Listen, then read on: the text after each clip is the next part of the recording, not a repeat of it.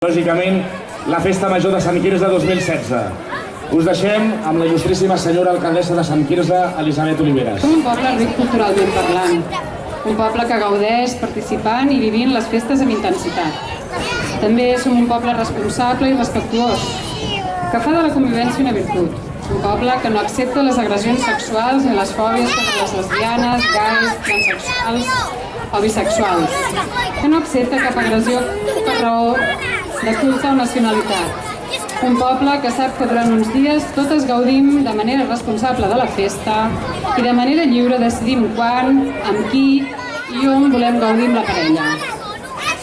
De ben segur que durant aquests dies a moltes de nosaltres ens vindran al pensament persones i circumstàncies que durant el darrer any ens han deixat empremta.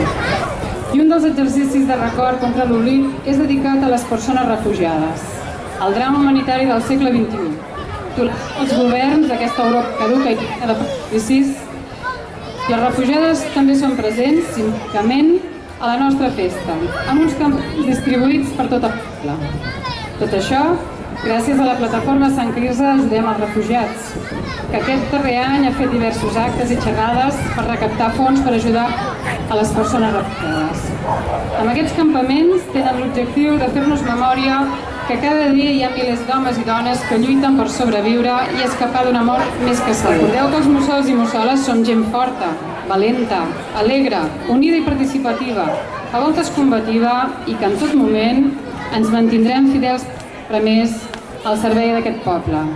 Visca Sant Quirze, visca Catalunya lliure!